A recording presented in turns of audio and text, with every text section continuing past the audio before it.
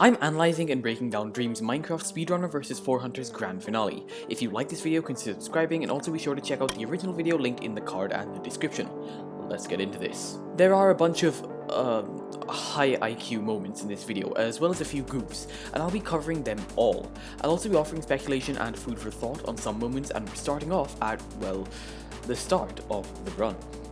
I don't have any solid evidence to prove this, but I'm fairly certain that there's a reason Dream didn't punch one of the hunters to start off this video, and it's for one reason and one reason alone: to be able to get away quicker and without being punched.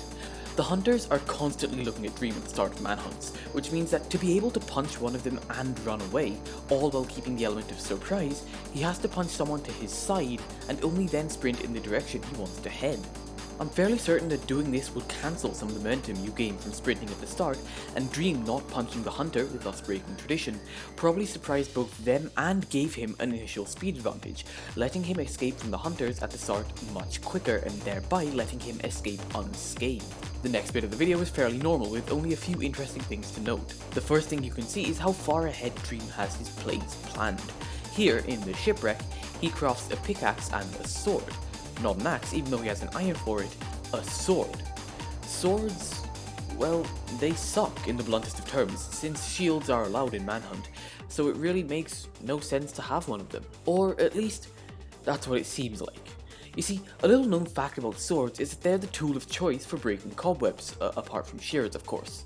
Swords break cobwebs much faster than both the fist and any other regular tool, meaning the only reason Dream would have crafted a sword here would be to break cobwebs later. Shears, however, drop the cobweb itself, not string, which is what Dream needed. A sword can also double up as a useful weapon, especially against mobs like spiders, and swords also break bamboo instantly, which will again become important later, so making a sword was a very tactical decision by Dream.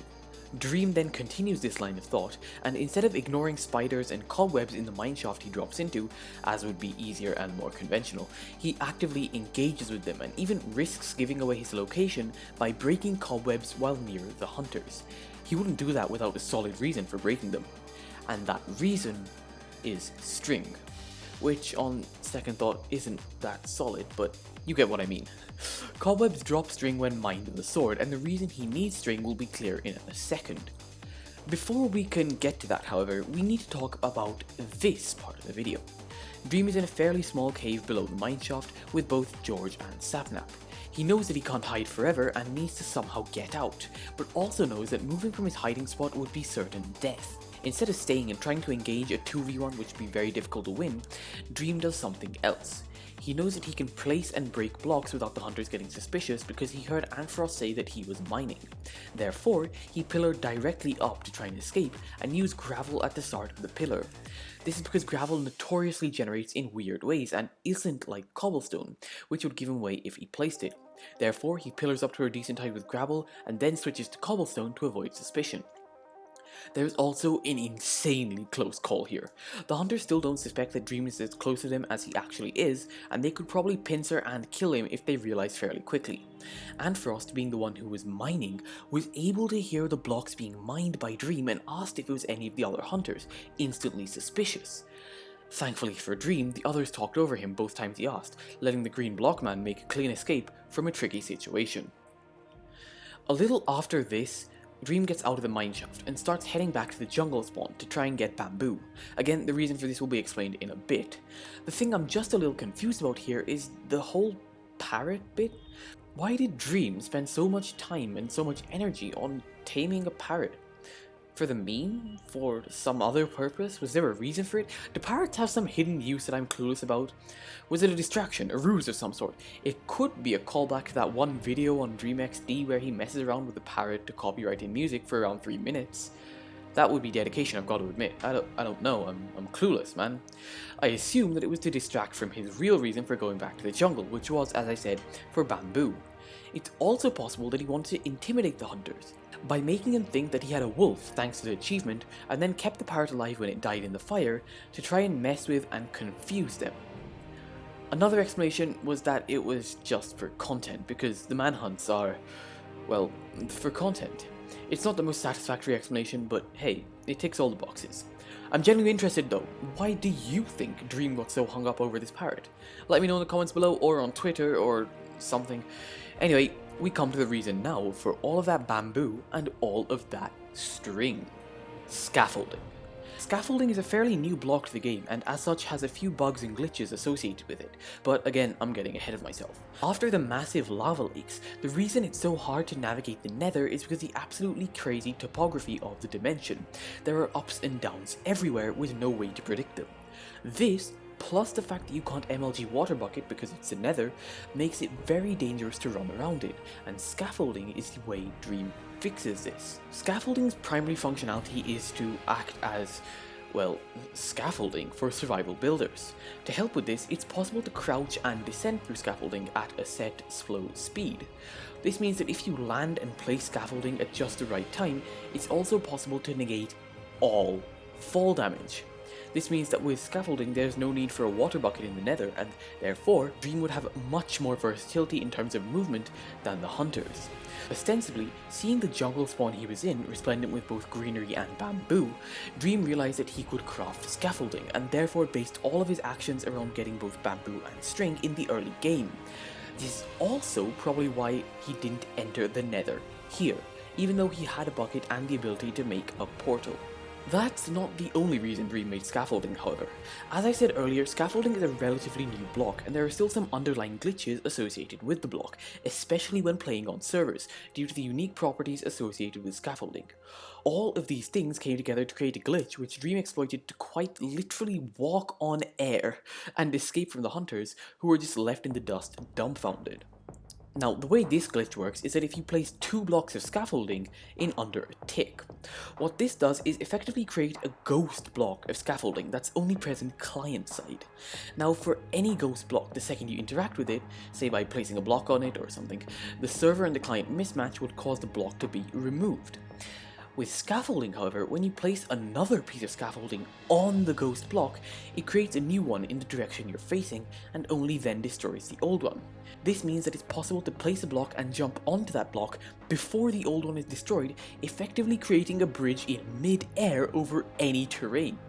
This bridge can also be infinitely long. Due to the server-client mix-up, the blocks which you quote-unquote placed are given back to you once you refresh your inventory slot after being destroyed, meaning you theoretically only need around 6 pieces of scaffolding to travel any distance. For a better demonstration of this glitch actually works, I'd recommend this Geosquare video, but without further ado, let's move on to the next interesting thing, which is this moment right here, where Dream baits the hunters into following him up the scaffolding and then pearls down while they're at the top, trying to break this bit of Blackstone. Before they can react, he breaks the lowest piece of scaffolding, breaking the rest of the stack almost instantly, because that's how scaffolding works, dealing them fall damage and managing to run away as they take the time to react. Dream then runs back to the fortress, only to find all the blaze spawners in the area broken. This, naturally, put him in a pickle. He needs blaze rods to make Eyes of Ender, but doesn't have anywhere near enough. He then realizes, as he's realized before in many a manhunt, that to break the blaze spawner, you need to kill a lot of blazes, implying therefore that the hunters would have a decent number of blaze rods. After this clicks in Dream's head, he immediately goes on the offensive, targeting George individually to try and get his blaze rods. He does succeed in this, getting around 8 blaze rods from George's corpse and letting Dream exit the nether with more than enough resources to make Eyes of Ender. The hunters and Dream both manage to reach Stronghold at the same time, both vying to be the first in as the hunters chase Dream, who was following his Eyes of Ender. Once they found the spot, the hunters split up and managed to secure the Stronghold, while George remained above ground to try and ward off Dream. Dream then managed to kill George, and instead of pushing this advantage, looted his body and ran away, not wanting to engage with the other 3 hunters in the tight corridors of the Stronghold. And then we come to one of the most confusing plays on your first watch. We see Dream organize his inventory, clearing it of all the junk he doesn't need, and then watch as he starts picking flowers. Flowers which are widely regarded as inventory filling junk by most adventurers, and he was actively picking them. Why? Well, Dream had another master trick up his sleeve. The hunters were all next to fully geared, with George being only slightly set back by Dream killing him. There was no way Dream could take them all on in a regular PvE battle, and they were guarding the end portal with constant vigilance. Therefore, Dream used the fact that they were all together against them. He dropped into the fortress, conspicuously placing TNT against the wall and getting ready to blow it up, revealing a path to the portal room. This served a dual purpose. 1, it gave Dream a direct path to the portal room, and 2, it made all the hunters bunch up against the opposite wall to try and avoid explosion damage.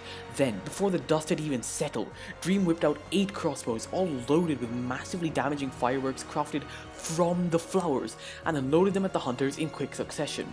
The hunters stood no chance, especially not in their measly iron armor.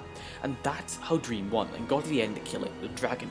But before you click off, here's something interesting I noticed while rewatching the video. If you look at the corner of the screen for these few frames, you can see George just standing there, even though he died first and would respawn back at spawn.